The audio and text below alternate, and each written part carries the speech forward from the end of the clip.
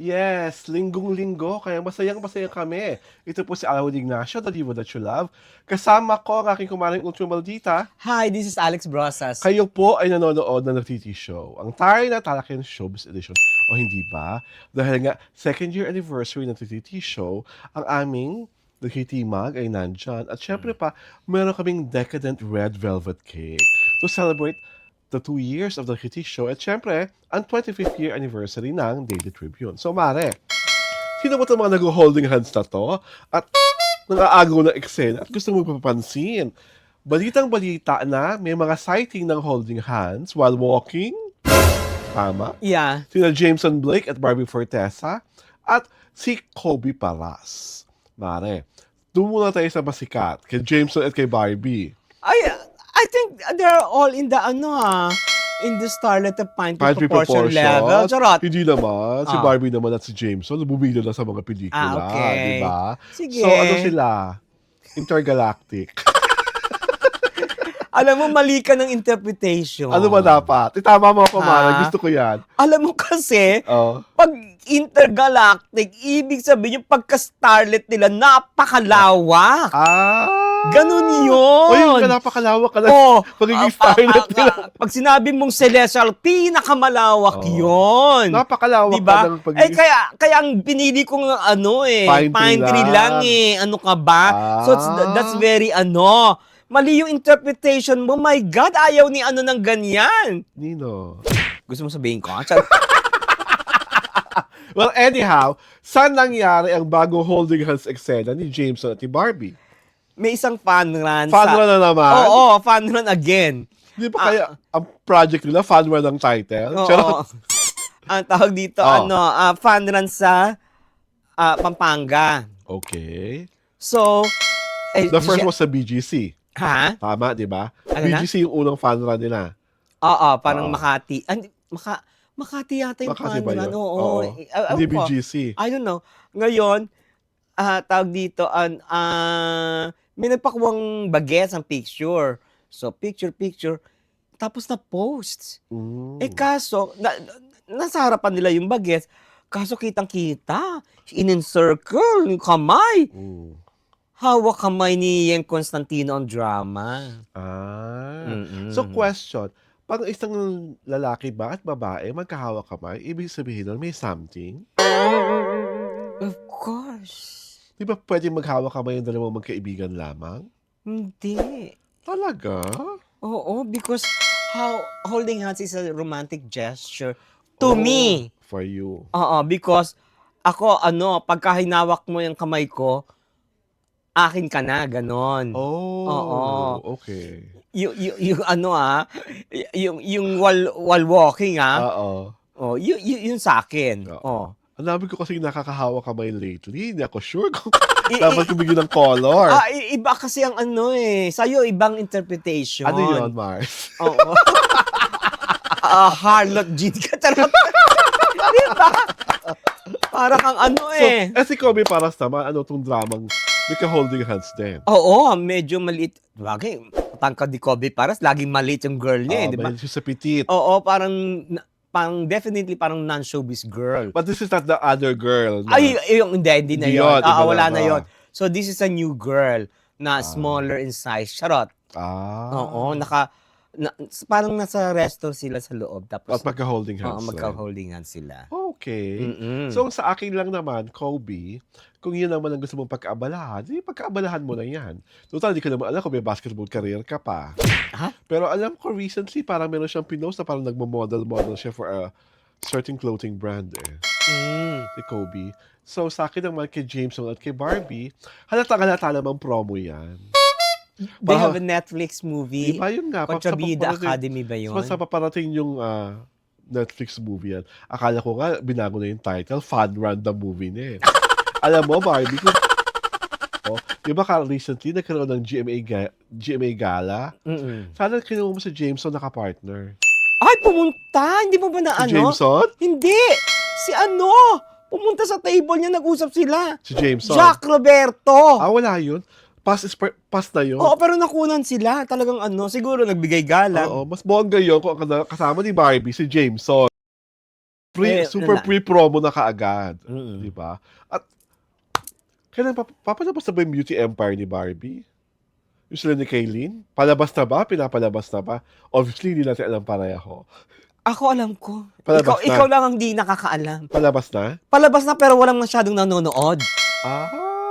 Okay. Kasi may nababasa ako mga comments sa X, nagugustuhan naman nila. Ang alin? Yung Beauty Empire, very campy daw. Diba? Pero hindi ko kasi, I don't know, kasi I don't watch. Napanood ko. I don't want to say it. But hindi po kasi ko talaga nanonood masyado ng mga primetime programs ng kahit na anong network. Not unless so pure curious ako. Ako sa cellphone ko napapanood. Kasi po pinapanood ko po, puro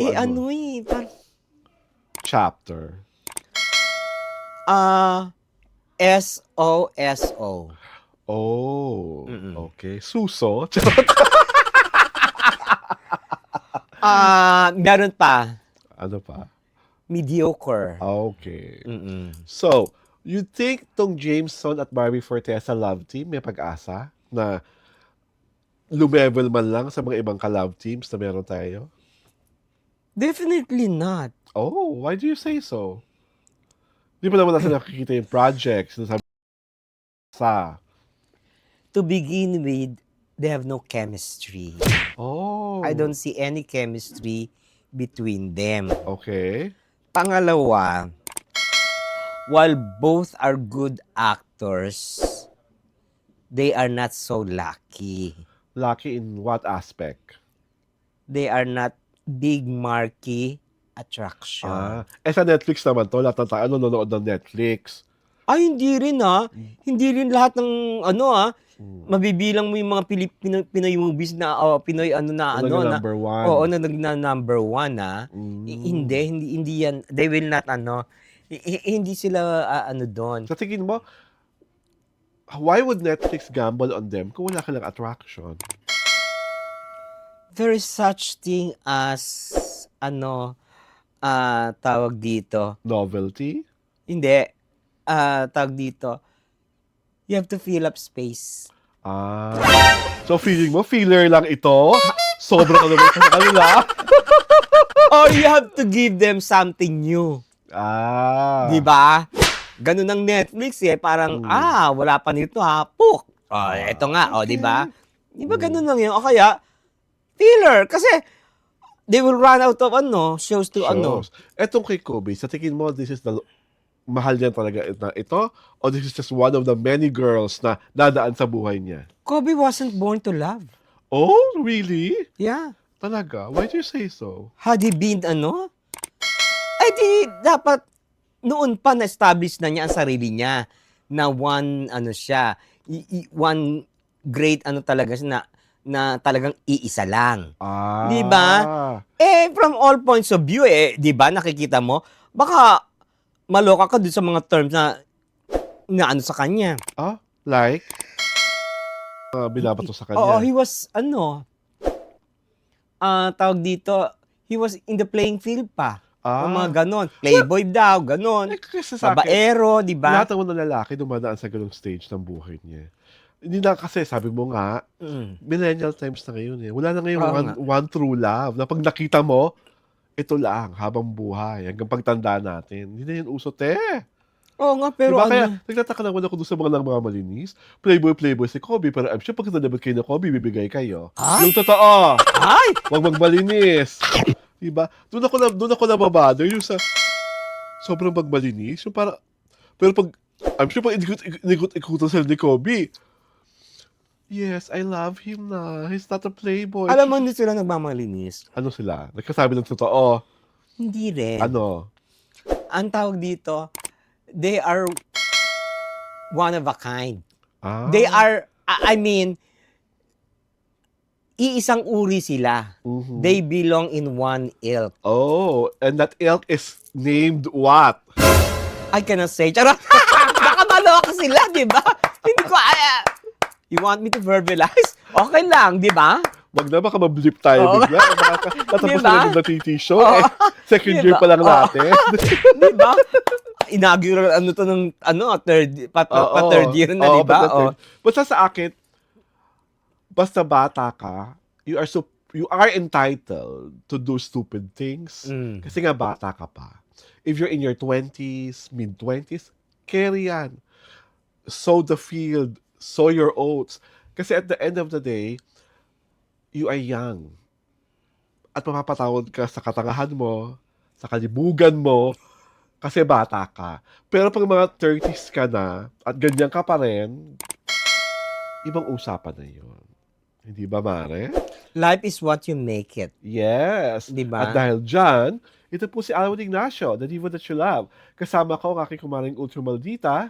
Hi, this is Alex Brosas. Kayo po ay nanonood ng reality show, ang Taray na Talakin Showbiz Edition. At before we even go to our next segment, gusto po namin pasalamatan ang aming mahal na katribo, si Christian Kabigting, na siyang dahilan kung bakit, tama ba ako sa apelido?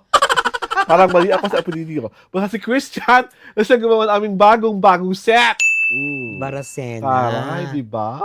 Parang ang lawak-lawak na ng TT show. Ito po si Alvin Ignacio muli at isa Alex Brosas.